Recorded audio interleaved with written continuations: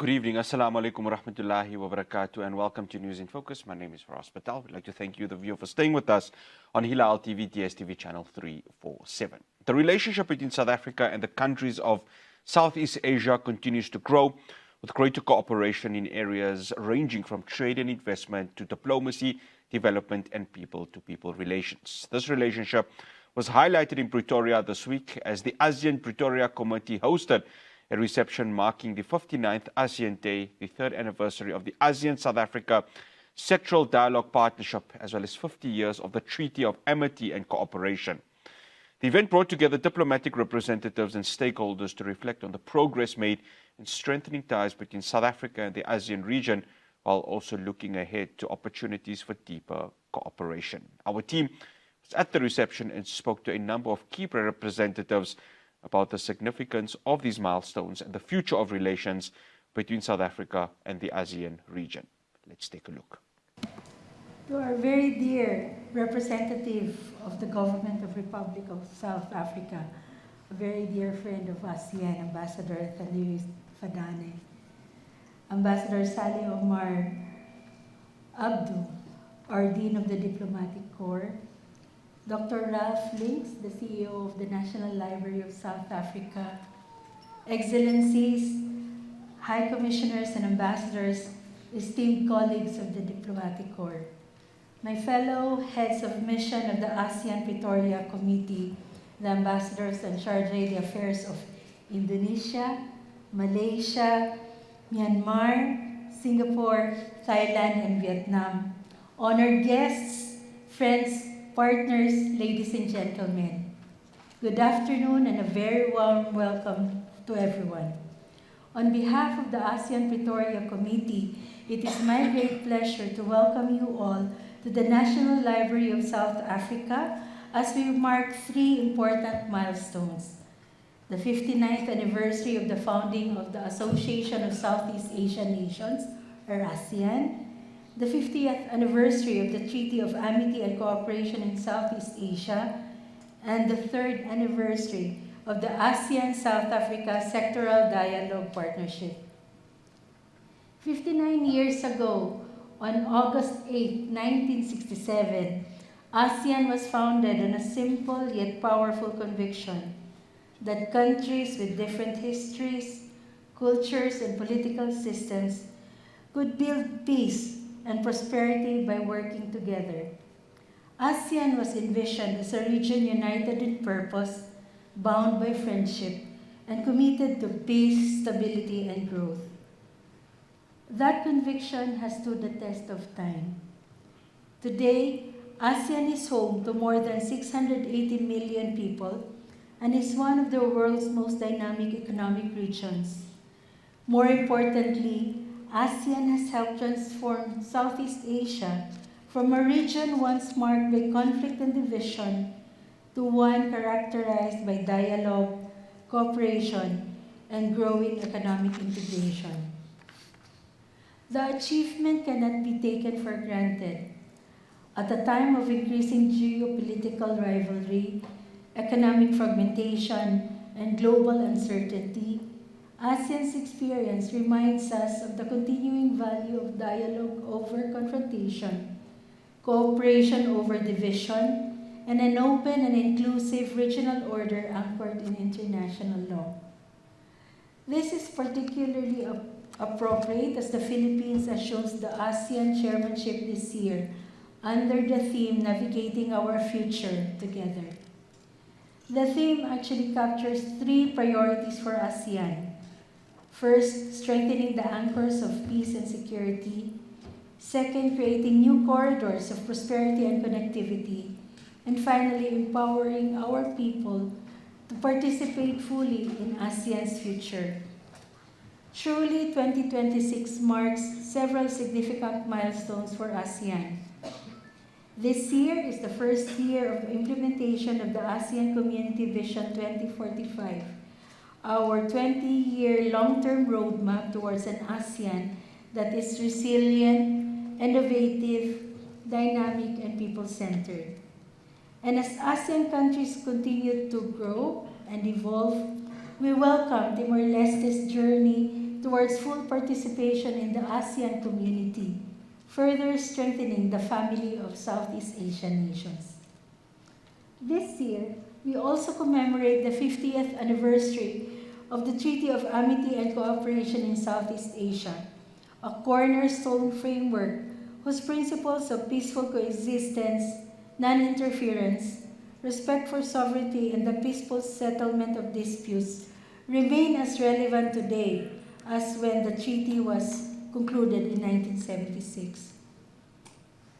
This afternoon's celebration here in Pretoria is also of significant occasion for us. It is actually quite fitting that this reception is taking place in the premises of an important repository of knowledge and memories like the NLSA.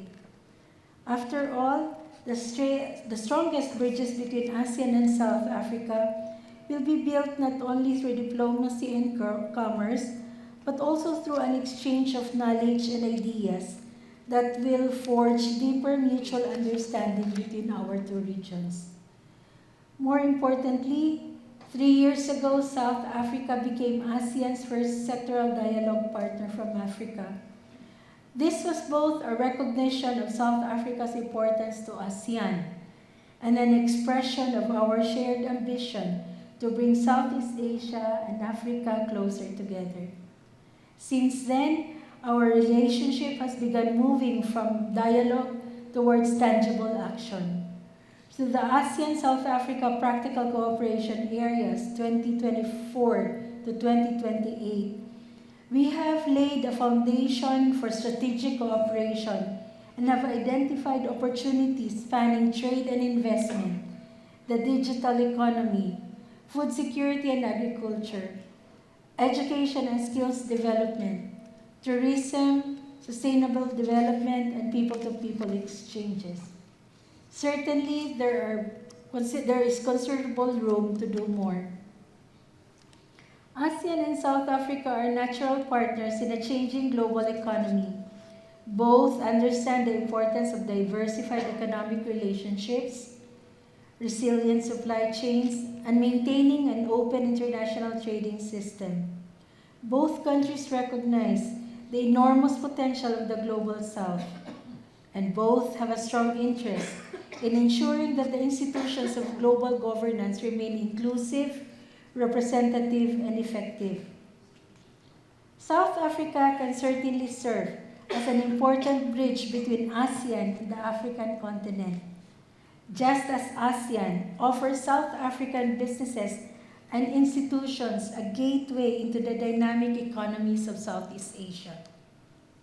The 7 resident ASEAN missions represented here in Pretoria therefore have a vital responsibility to convert diplomatic goodwill into practical partnerships that benefit our peoples.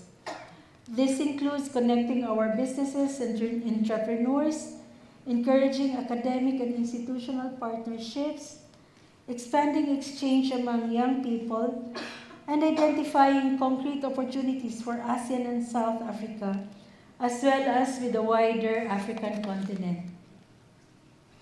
There is a beautiful idea in Southern Africa captured by the expression, Umuntu, Gumuntu, Ngabuntu. A person is a person through other people. It speaks of the philosophy of Ubuntu, that our humanity is realized through our relationships with others. In my country, the Philippines, we have a closely related concept, kapwa-tao, the recognition of a shared identity and humanity with one's fellow men and women. Ubuntu and kapwa-tao may have emerged from different cultures and have developed thousands of kilometers away. Yet, the expression shows something remarkably similar. We are not fully different, nor are we total strangers from each other. And we flourish not in isolation, but through community. Indeed, that is the foundational spirit of ASEAN itself. The 11 member states of ASEAN may have different languages, we may observe different religions, we definitely have different cultures, and histories and political systems. Yet across the 60 years of ASEAN's existence, we have learned and have acknowledged that our diversity need not divide us. It can instead become a source of strength when accompanied by mutual respect, consultation, and a willingness to work together. And this afternoon, we hope that we are able to share with you some of that diversity. As we all know, diplomacy does not just take place at formal meetings or across negotiation tables. It is also conducted through arts and culture, through music, dance, and perhaps most effectively, and I'm sure you will agree with me, through food.